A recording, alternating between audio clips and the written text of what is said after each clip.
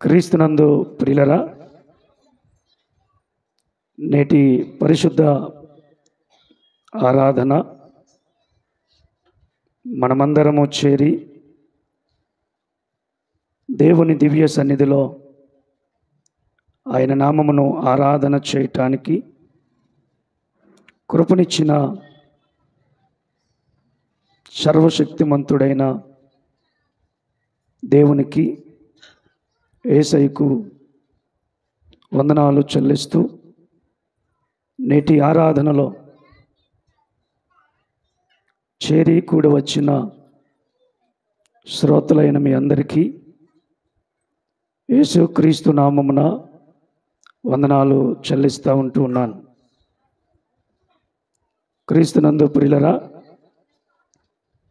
యోహాను శుభవార్త 2వ అధ్యాయము అనగానే మనందరికీ అర్థమైపోద్ది. పాస్టర్ గారు ఏంటి పెళ్లినాడు వాక్య పఠన భాగము ఇప్పుడు చదివించారు అనే ఆలోచన కొంతమందికైనా వచ్చిందా రాలేదా?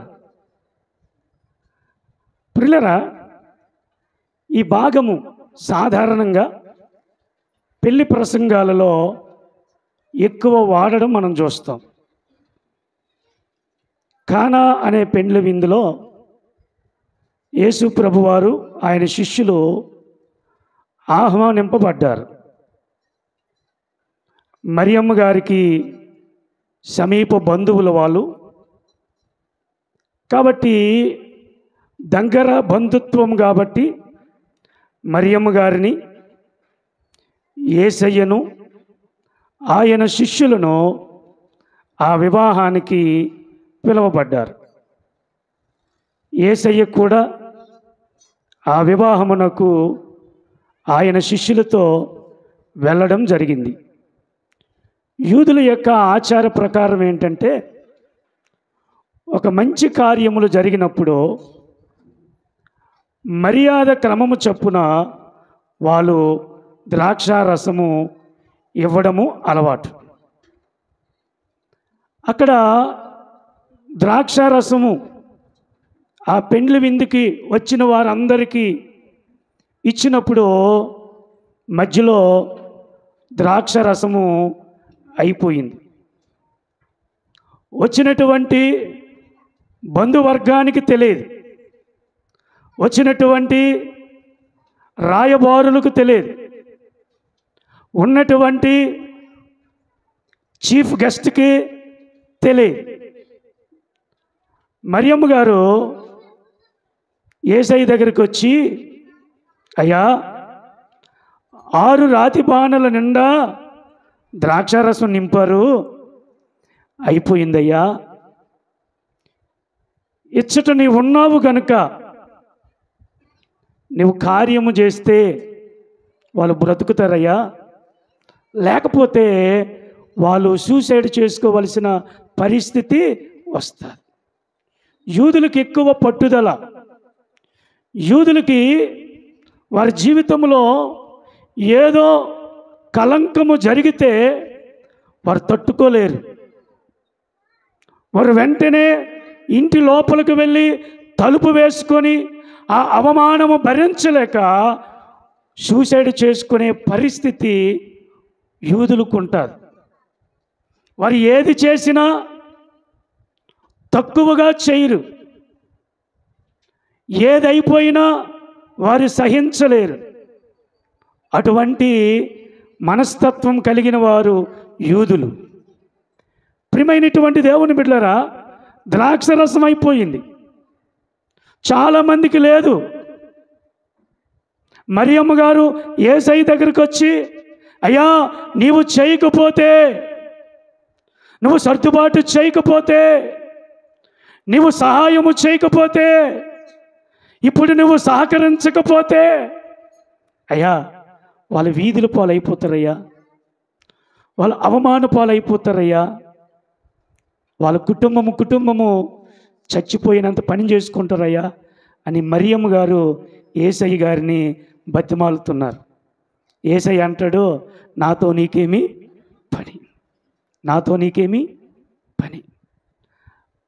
ఆ మాట అనేసరికి మరియమ్మ గారు వెనుకకు వెళ్ళిపోలా,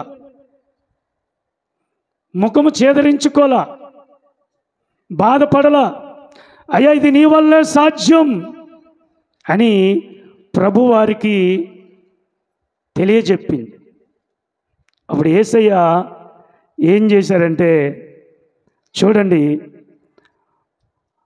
5వ వచనం. ఆయన మీతో చెప్పినది చేయుడెనను యూదుల శుద్ధీకరణ ఆచార ప్రకారము 2-3 తూములు పట్టు 6 రాతి బాణలు అక్కడ ఉంచబడి ఉండెను.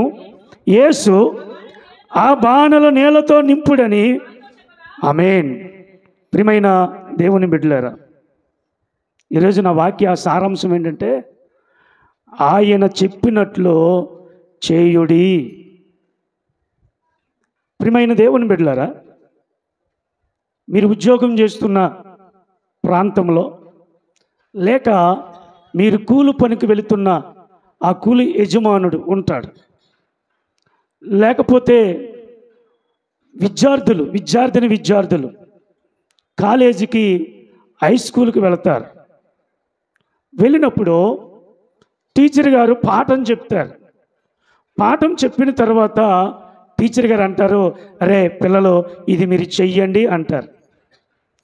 ఆ పిల్లలు అది చెయ్యకపోతే, ఆ పిల్లలు అది పాటించకపోతే టీచర్ గారు ఏం చేస్తారంటే 2 దెబ్బలు వేస్తారు, లేకపోతే వాడిని పట్టించుకోకుండా మానేస్తాడు. అలాగే కూలి పనులకు వెళ్ళేవారు ఆ పొలము యజమాని చెప్పినట్లు చేయకపోతే, నువ్వు శ్రద్ధగా చేయకపోతే అతగాడు మిమ్మల్ని టైం మీద విడిచిపెట్టడు. డబ్బులు చెల్లించవలసింది వెంటనే మీ పనిని చూచి ఆయన చెప్పినది చేయకపోతే డబ్బులు ఆలస్యం చేస్తాడు. ఎందుకని? ఆయన చెప్పినట్లు చేయలేదు కనుక. అలాగే మీ ఉద్యోగంలో మీ పై ఆఫీసర్, మీ పెద్ద అధికారి ఆయన చెప్పినట్లు మీరు చేయకపోతే ఆయన ఏం చేస్తాడంటే రిమార్క్ రాస్తాడు. రిమార్క్ రాసినప్పుడు ప్రియులారా, దేవుని బిడ్డలారా, వారి ఉద్యోగంలో రిమార్కులు వస్తే వారు పై స్థానానికి వెళ్ళడానికి అవకాశము వేగరము రాదు. ఎందుకని? వారి మీద రిమార్కులు ఉన్నాయి కనుక.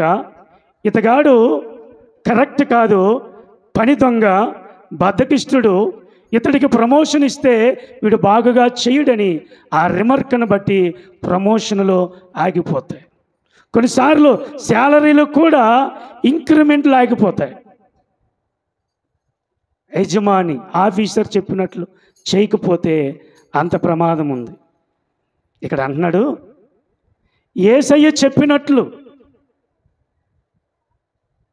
యేసయ్య ఏదైతే చెబుతాడో అది చేయకపోతే, అలాగు నడవకపోతే, అలాగున జీవించకపోతే ఆయన కూడా మనలను ప్రేమించడు.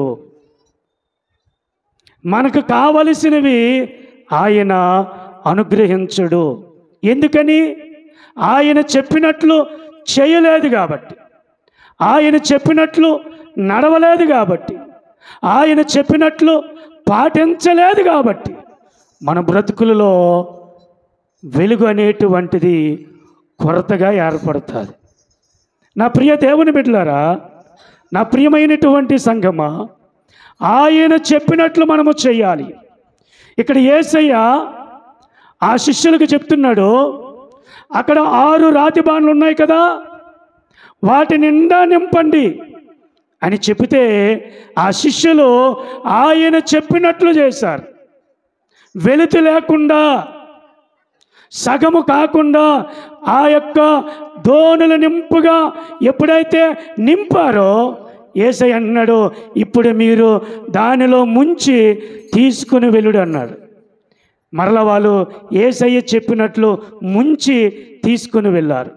ఎప్పుడైతే యేసయ్య చెప్పినట్లు అలాగును చేశారో నీళ్ళు ద్రాక్షారసం అయ్యింది. హల్లెలూయా, హల్లెలూయా, హల్లెలూయా.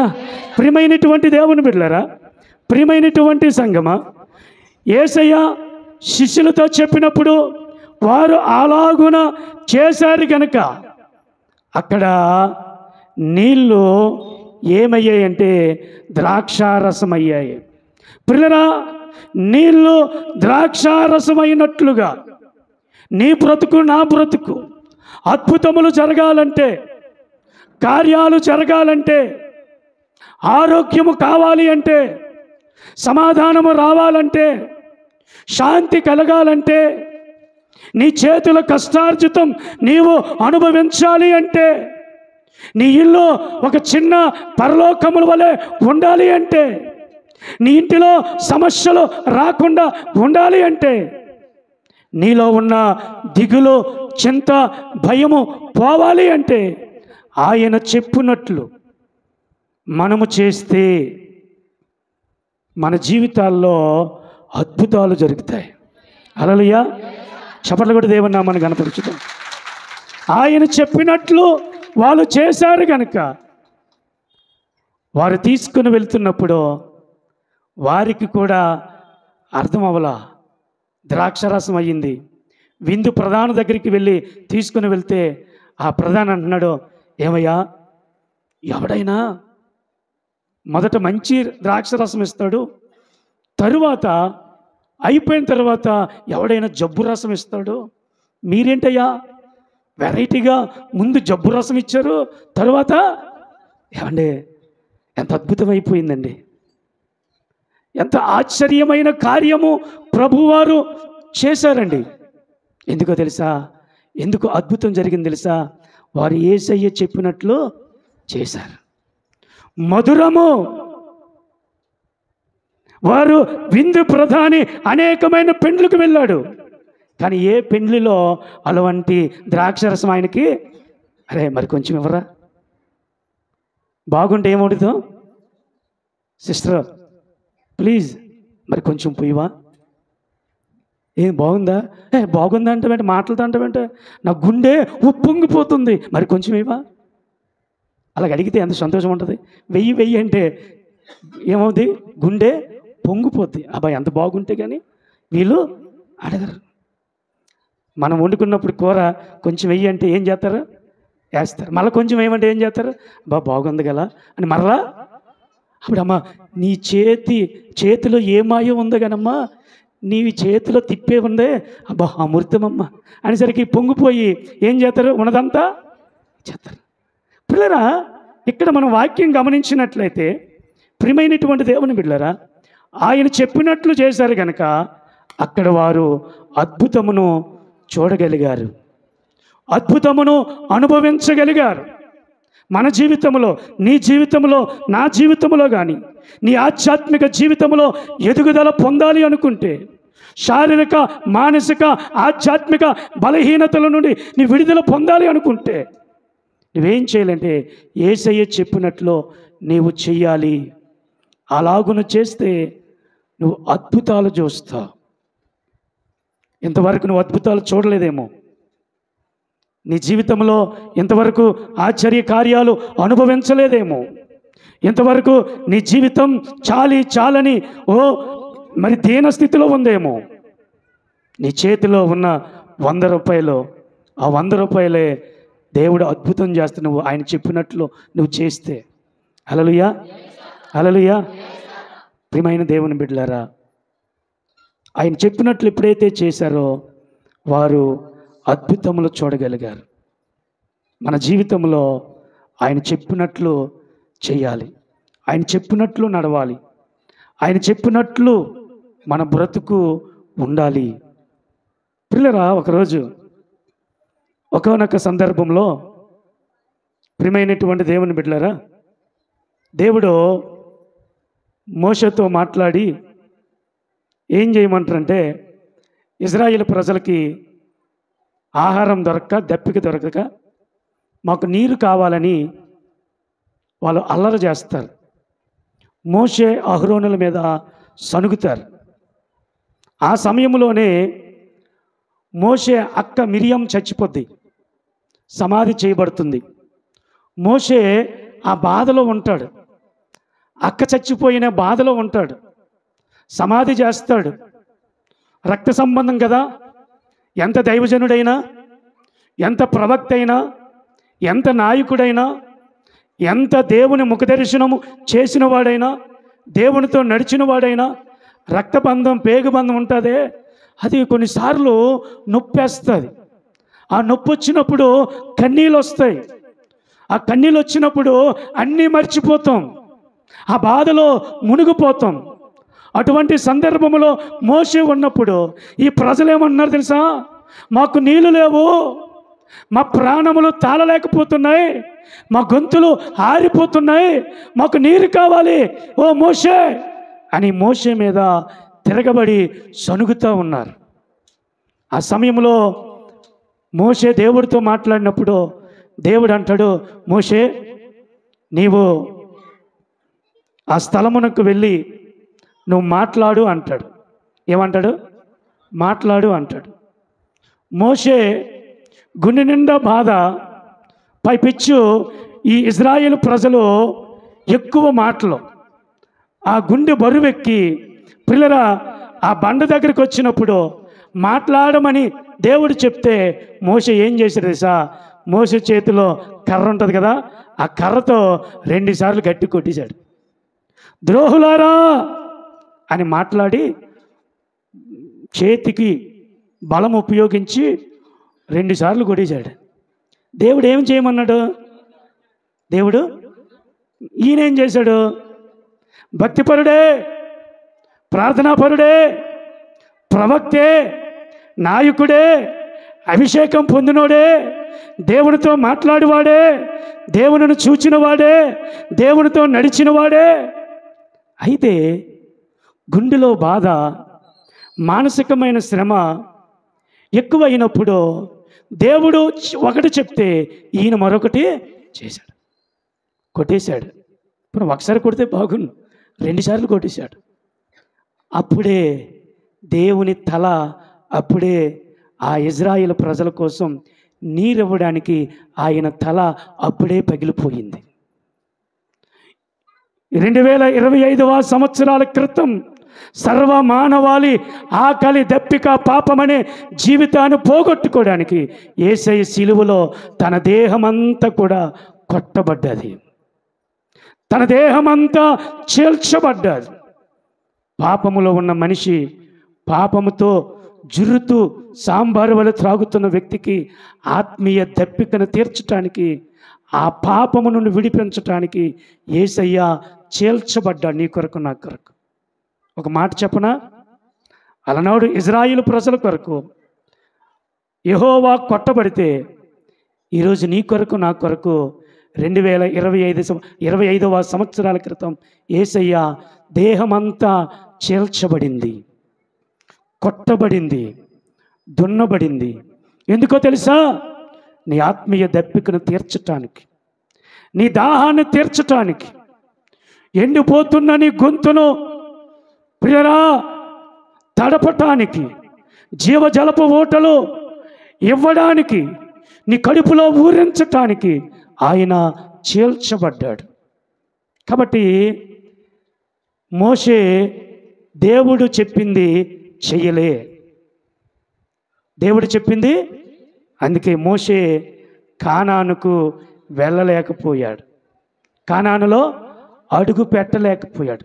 కానానును చూపించాడు దేవుడు, కానీ కానానులో అడుగు పెట్టలేకపోయాడు. 40 సంవత్సరాలు గొడ్డి చాకిరి చేసిన మోషే అలసిపోయి సొలసిపోయి భరించి బాధలకు గురై అనేక గాయాలు పొందిన మోషే చివరికి కానానుకు వెళ్ళలేకపోయాడు. మరి నీ పరిస్థితి ఏంటి?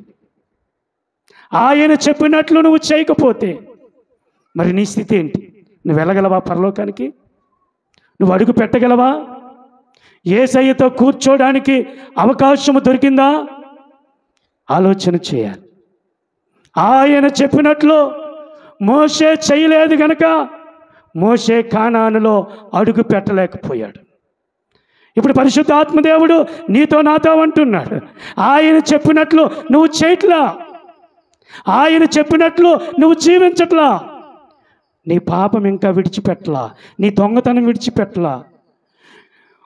పరుల సొమ్ము ఏంటి? పరుల సొమ్ము పాము ఏం చేస్తుంది? బంగారమా అని పాముతుందా ఏంటి? పరుల సొమ్ము ఎటువంటిది? పాము ఎప్పుడు కాటు వేయడానికి చూస్తుంది. పరుల సొమ్ము ఆశిస్తే అది నీ మీద ఉరుకొయ్యి. పరుల సొమ్మును ఆశిస్తే నీకు ప్రమాదము పొంచి ఉంటుంది. జాగ్రత్త. ఎప్పుడు పరుల సొమ్ము మీద ఆశపడకో. నీది కాని దాని మీద నీ చెయ్యి వేస్తే నీ చెయ్యి ఏదో ఒక రోజు పడిపోతాయి. నీ కన్ను దేనినైనా నీది కాని దాని మీద ఆశిస్తే నీ కన్ను లాగేస్తుంది. అది నేను చెప్పలా, యేసయ్య చెప్పాడు, మత్తయి సువార్తలో చెప్పాడు. కాబట్టి ప్రియులారా, నువ్వు ఆయన చెప్పినట్లు నువ్వు చేయకపోతే జాగ్రత్త.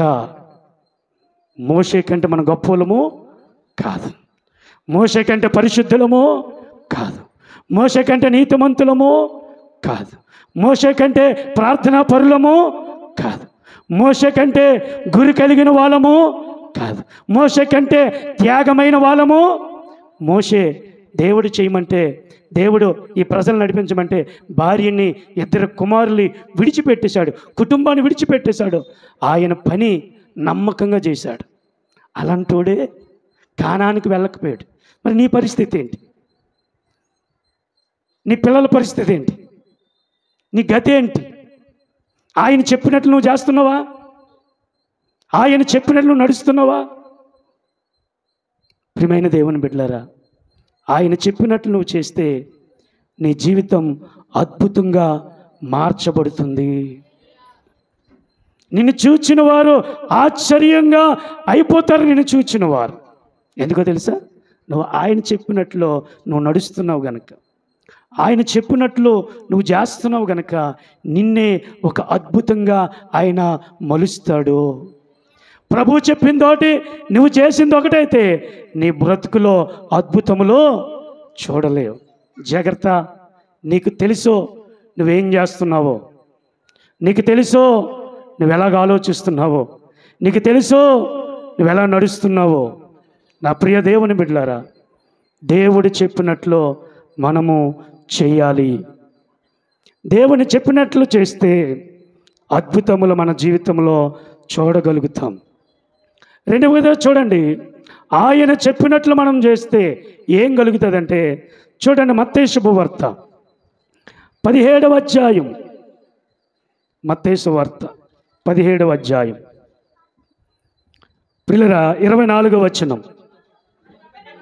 వారి కపెర్నహూమునకు వచ్చినప్పుడు 60 షెకెళ్ళు అను పన్ను వసూలు చేయవారు పేతురు నద్దకు వచ్చి, మీ బోధకుడు ఈ 60 షెకెలు చెల్లింపడా అని అడుగుగా, చెల్లించునను. అతడు ఇంటిలోనికి వచ్చి మాటలాడక మునిపే యేసు ఆ సంగతి ఎత్తి, సీమోనా, నీకేమి తోచుచున్నది? భూరాజులు సుంకము పన్నును ఎవరి యొద్ద వసూలు చేయుదురు? కుమారుల యొద్దనా, అన్యుల యొద్దనా అని అడిగాను. అతడు అన్యుల యొద్దనే అని చెప్పగా, యేసు, అలాగైతే కుమారులు స్వతంత్రులే, అయినను మనము వారికి అభ్యంతరము కలగజేయకుండానట్లు నువ్వు సముద్రమునకు పోయి గాలము వేసి. హల్లెలూయా. ప్రియులారా, ఇక్కడ పన్ను వసూలు చేసేవారు పేతురు గారిని అడుగుతున్నారు, ఏమయ్యా మీ బోధకుడు పన్ను వసూలు కట్టడా అంటే పేతురు అంటాడు, వసూళ్ళు కడతారయ్యా. అయితే యేసయ్య ఎరిగి, సీమోనా, దేవుని పిల్లలు కడతారా అన్యులు కడతారా అని అడిగాడు. పేతురు అన్నాడు, అయ్యా అన్యులే కడతారు అన్నాడు. మరి మనం కుమారులం కదా, కుమారులు స్వతంత్రులు కదా, మరి ఎలా కడతారు? పోనీలే, మనం ఎవరికి ఆటంకముగా ఉండకూడదు కాబట్టి నీవు వెళ్ళి సముద్రముకు వెళ్ళి వల వేసి మొదటి చేప పడుతుంది, ఆ మొదటి చేపలో ఈ గోబల దగ్గర నాణ్యం ఉంటుంది, నువ్వు వెళ్ళి వల వేసి తీసుకొని రా. ఇప్పుడు పేతురు యేసయ్య చెప్పినట్లు సముద్రమునకు వెళ్ళి వల వేసిగానే చేప పడింది. ఆ వలలాగి ఆ చేపను పట్టుకొని దానిలో తీసినప్పుడు యేసయ్యకు పన్ను ఎంత కట్టాలో అంతే ఉంది. పిల్లలు ఇక్కడ గమనించండి, పేతురు గారు యేసయ్య చెప్పినట్లు చేశాడు కనుక ఆయన చెప్పినట్లు ఆ చేపలో ఏముంది? షెకెల్ ఉంది, నాణ్యం ఉంది. పిల్లరా, అప్పుడు పేతురు అంటాడు, నీకును నాకును పన్ను కట్టు. చూసారా, దేవుడు ప్రభుత్వానికి లోబడ్డాడు. హల్లెలూయా. పన్ను ఎందుకు కట్టాలి అనలా. ఏమంటే పన్ను ఎందుకు కట్టాలి? నేను స్వతంత్రుని కదా, నేను దేవుని కదా అని అనుకోలా. ప్రభుత్వానికి లోబడి పన్ను కట్టాడు. ఇక్కడ గమనిస్తే యేసయ్య చెప్పినట్లు పేతురు చేశాడు కనుక అక్కడ అవసరతలు తీర్చబడ్డాయి. హల్లెలూయా, హల్లెలూయా. ప్రియమైన దేవుని బిడ్డలారా, అక్కడ పన్ను కట్టాలి, అక్కడ అవసరత ఉంది. అక్కడ ప్రభువారి దగ్గర డబ్బులు లేవు, పేతురు దగ్గర డబ్బులు లేవు. ఇప్పుడు పన్ను కట్టాలి, ప్రభుత్వానికి లోబడాలి, అవసరతలు తీర్చబడాలి. యేసయ్య చెప్పినట్లు పేతురు చేశాడు కనుక అక్కడ అవసరతలు తీర్చబడ్డాయి. దేవుని బిడ్డ, నీకు ఎన్నో అవసరతలు ఉంటాయి. నీ తలల్లో అవసరతలే. కొన్నిసార్లు నువ్వు తిన్నది వంట పట్టట్లేదు నీకు, కొన్నిసార్లు నువ్వు పడుకుంటే నీకు నిద్ర పట్టట్లేదు, కొన్నిసార్లు నీ గుండె బరువుతో దుఃఖపడుతూ ఉన్నావు. ఎందుకో తెలుసా? నీకు మించి నీ అవసరతలు నిన్ను ఏలుబడి చేస్తున్నాయి. నీ అవసరతలు తీర్చబడాలి అనుకుంటే, నీ అవసరతలు నీ నుండి తొలగిపోవాలనుకుంటే నువ్వేం చేయాలి తెలుసా? పేతురు చేశాడే ప్రభువు చెప్పినట్లు నీవు కూడా అలాగును చెయ్యాలి. నువ్వు అలాగును చేస్తే నీ అవసరతలు తీర్చబడతాయి. అందుకంటాడు ఫిలిప్పు 4:19 ఏమంటాడంటే, క్రీస్తు యేసు మహాదైశ్వర్యము చొప్పున నీ ప్రతి అవసరతలు తీర్చబడును. హల్లెలూయా, హల్లెలూయా. నమ్ముతావా? నమ్మితే చప్పట్లు కొట్టండి. నీ అవసరతలు తీర్చబడతాయి. ఎప్పుడు నీ అవసరతలు తీర్చబడతాయి తెలుసా? ఆయన చెప్పినట్లు, అయ్యా తలకు మించిన అప్పులు ఉన్నాయి అయ్యా, ఆ అప్పులు ఎప్పుడు తీరుతావయ్యా అని నువ్వు బాధపడుతున్నావేమో. యేసయ్య చెప్పినట్లు నువ్వు చేస్తే, యేసయ్య చెప్పినట్లు నువ్వు నడిస్తే, యేసయ్య ఆజ్ఞాపించినట్లు నువ్వు పాటిస్తే అవి కొండంత సమస్యలు ఉండొచ్చు, కొండంత భారం ఉండొచ్చు. యేసయ్య ఆయన మాట సెలవివ్వగానే ఆ ప్రకారము అయిపోతాయి. హల్లెలూయా. కీర్తన 33లో చెప్తాడు, ఆయన మాట సెలవియ్యగా ఆ ప్రకారం ఆయను. హల్లెలూయా. ఉందా లేదా? కీర్తన 33లో ఉందా లేదా చూడండి. ఉందా లేదా అంటున్నాను. ఉందా? నువ్వు నమ్ముతావా? మందిరానికి వచ్చిన మీరు నమ్ముతారా? ఏదో నిలువెచ్చని భక్తితో వస్తున్నారా? ఏదో మందిరానికి వెళ్ళాలి కదా అని వస్తున్నారా? దేవుని వాక్యం సూటిగా నీతో మాట్లాడుతుంది. ఆయన అబద్ధమాడడానికి నరుడు కాడు. ప్రియమైనటువంటి దేవుని బిడ్డలారా, నీ అవసరతలల్లా తీర్చడానికి ఆయన సమర్థుడు. నువ్వు ఆయన చెప్పినట్లు చేస్తే, ఆయన నడవమంటే నడవాలి, ఆయన కూర్చోమంటే ఇక్కడ నేను కూర్చోనండి, నాకు ఇక్కడ వీలు లేదండి, ఇక్కడ కష్టంగా ఉందండి, ఇక్కడ ఎవరు రావటం లేదండి, కుదరదు. ముసలమ్మ ముచ్చట్లు ఆడుకోవడానికి ఇది కాదో స్థలం. అటు ఇటు చూడడానికి, నువ్వు నచ్చినట్లు గెంతులేయడానికి ఇక్కడ నీకు నాకు హక్కు లేదు. ఎవడవైనా సరే, ఎంత తోడైనా సరే, వాడు ఎంత డబ్బున్నవాడైనా సరే, ఇక్కడ యేసయ్య చెప్పినట్లు వినవలసిందే, నడవలసిందే. నేను ధనవంతునంటే ఒక్క దెబ్బ కొడతాడు, నీ ధనమంతా కాకులు వచ్చి ఎత్తుకెళ్ళిపోతాయి. ఏం చేస్తాయి? ఆ మాట ఉంది తెలిసి మీకు? సొలొమోను అంటాడు ఆ మాట, డబ్బులు ఉన్నాయని విర్రవేగుకో, ఆ డబ్బు ఎంతో మందిని చూస్తుంది, దానికట డబ్బులు కట రెక్కలు వచ్చట నీ దగ్గర నుండి మరొక దగ్గరికి వెళ్ళిపోతాయి అంట విర్రవేగితే. నాకేంటి అంటే తస్మత్ జాగ్రత్త. కాబట్టి ప్రియమైనటువంటి దేవుని బిడ్డలారా, ప్రియమైనటువంటి సంగమా, ఆయన చెప్పినట్లు నువ్వు చేస్తే నీ అవసరతలల్లా తీర్చబడతాయి. పాపం విధవరాలు, భర్త దేవుని శిష్యుడు, అప్పు చేశాడు, చచ్చిపోయాడు. లేక కలిగిన 2 కొడుకులు ఉన్నారు. ఆ అప్పిచ్చివాడు ఆమె ఇంటికి వచ్చాడు. ఇదిగో నీ భర్త అప్పు తీసుకున్నాడు, వడ్డీ కట్టలేదు, అప్పు కట్టలేదు, ఇన్ని సంవత్సరాలు అయ్యింది, ఏంటి సంగతి? ఆమె అంటుంది, అయ్యా నా భర్త చనిపోయాడు, మీకు తెలుసు కదా, నీ అప్పు నేను కడతాను అన్నది. కట్టలేదు అలా. మనమేది ఏమంటాం? నా భర్త చచ్చిపోయాడు, నాకు ఇచ్చేటప్పు నా భర్తను అడుక్కో అంటాం లేదా? కొన్నిసార్లు ఆ ప్రశ్న, ఆ మాట వస్తుందా లేదా? అందుకే అప్పులు ఇచ్చిన వాళ్ళు ఏం చేస్తారు తెలుసా? ఇంట్లో ఉన్నవారు అందరు సంతకాలు తీసుకుంటారు. అప్పులు ఇచ్చిన వాళ్ళు ఏం చేస్తారు? ఇంట్లో ఉన్న వాళ్ళందరూ సంతకాలు తీసుకుంటారు. ఎందుకని? అప్పు తీసుకుంటే చచ్చిపోయినాడు అనుకో, వాళ్ళ పిల్లలు కట్టాలి.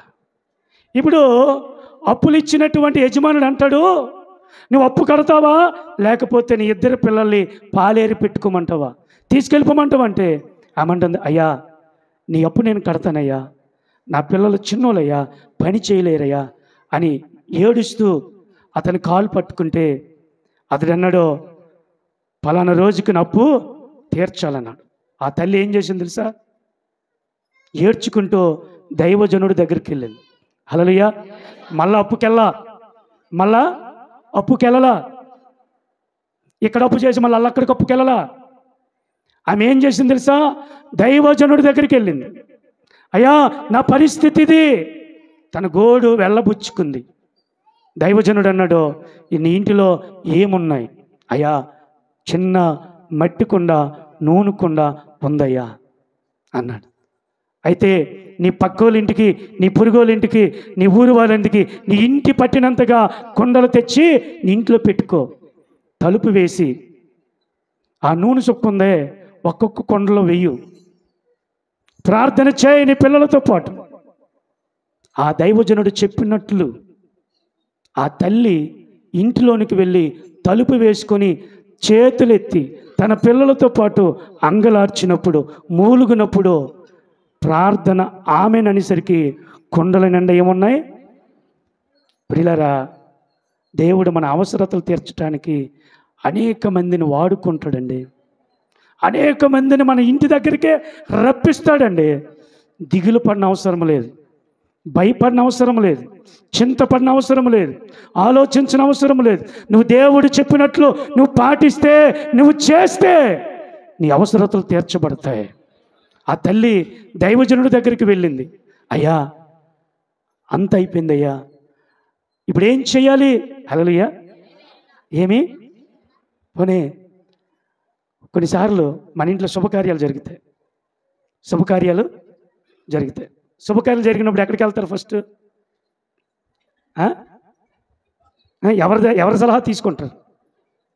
ఏంటో ఎవరి సలహా తీసుకుంటారు? క్రైస్తవులమని చెప్పుకుని మనము దేవునికి వ్యతిరేకమైన పనులే చేస్తాం. ఎంత దిక్కుమాలిన బతుకులో. మొదట చేయవలసిన పనులు చేయం. పెద్దయ్యని, చిన్నయ్యని, ఏంటి మేనత్తని, పిన్నిని కూర్చొని ముందు మాట్లాడుతాం, ఆలోచిస్తా, ఇలా చేద్దాం బాగా, ఇలా చేద్దాం. అది అన్నీ అయిపోయిన తర్వాత పాస్టర్ గారు ఎందుకు రారో ఫోన్ చేద్దాం. అందుకే కొన్ని బతుకులు ఏమైపోతాయి అంటే బుగ్గుపాలు అయిపోతాయి. కొన్ని బతుకులు ఎందుకలాగా అయిపోతాయి తెలుసా? కన్నీరు బ్రతుకులు ఎందుకు అయిపోతాయి తెలుసా? మొదట దేవుని దగ్గర నువ్వు విలపించాలి, దేవుని చిత్తానికి నువ్వు మొర్రపెట్టాలి, అప్పగించుకోవాలి. ఎవడో పనికిమాలోడి దగ్గరికి వెళ్తే ఆడి పనికిమాలిన ఆలోచనలే చేస్తాడు. ఈ తల్లి అలాంటి పనికిమాలిన పనులు చేయలా.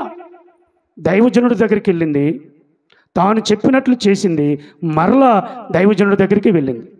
అయ్యా ఏం చేయమంటావు? అమ్మా దానిని అమ్మి నీ అప్పు తీర్చుకో. హల్లెలూయా. ఆయన చెప్పినట్లు చేసింది కనుక అప్పు తీరిపోగా ఇంకా నూనె తాను తన 2 కొడుకులు సుఖంగా బ్రతికారు. ప్రియులారా, ఆయన చెప్పినట్లు చేశారు కనుక వారి అవసరతలు తీర్చబడ్డాయి. హల్లెలూయా, హల్లెలూయా, హల్లెలూయా. యేసయ్య మన అవసరతలు తీర్చివాడై ఉన్నాడు. కాబట్టి ఆయన చెప్పినట్లు నీవు చేయాలి. 3వదిగా చూస్తే ప్రియమైనటువంటి దేవుని బిడ్డలారా, మూడవదిగా చూస్తే చూడండి, యోహాను శుభవార్త 9వ అధ్యాయము 6వ వచనం నుండి 11 వచనాలు చూస్తే నేను చెప్పిన ముగిస్తాను, మరి చదవద్దు. యేసయ్య ఒక ప్రాంతానికి వెళుతూ ఉన్నాడు. అక్కడ ఒక గురుడివాడు యేసయ్య దగ్గరికి వచ్చాడు.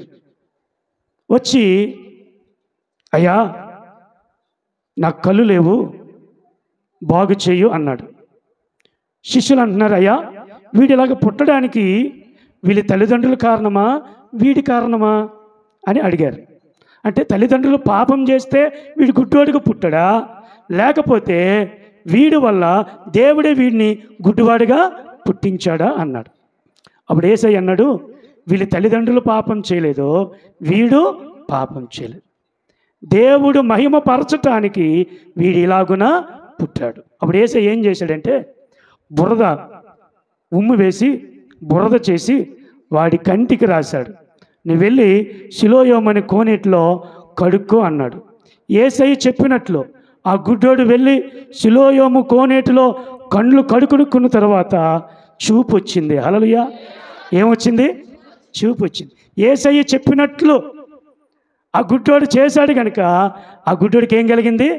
నేత్రములు కలిగాయి, అంటే స్వస్థత కలిగింది. యేసయ్య చెప్పినట్లు మనం చేస్తే ఆ గుడ్డోడు కన్నులు తెరవబడినట్లు, ఆ గుడ్డోడు బాగుపడినట్లు మనము కూడా బాగుపడతాం. హల్లెలూయా! ఏం పడతాం? అది గుండె జబ్బు అవనివ్వండి, అది ఇంకే జబ్బు అవనివ్వండి, దేవుడు ఏం చేస్తాడు తెలుసా? స్వస్థపరుస్తాడు.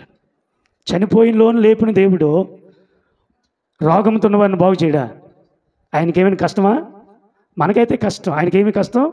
కానీ నీకు స్వస్థత కావాలంటే ఆయన చెప్పినట్లు నువ్వు చేస్తే దేవుడు స్వస్థపరుస్తాడు. కాబట్టి మూడవదిగా ఆయన చెప్పినట్లు నువ్వు చేస్తే ప్రభువారు ఏం చేస్తారంటే ఆయన చెప్పినట్లు నువ్వు చేసావు గనక నీకు స్వస్థత కలుగు చేస్తాడు. కాబట్టి ప్రియమైన దేవుని బిడ్డలారా, ఆయన చెప్పినట్లు మనము చేయాలి.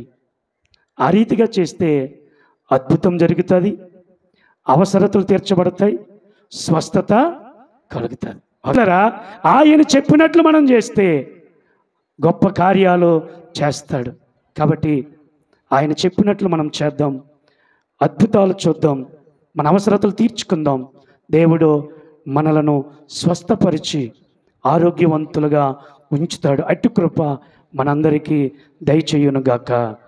ఆమేన్.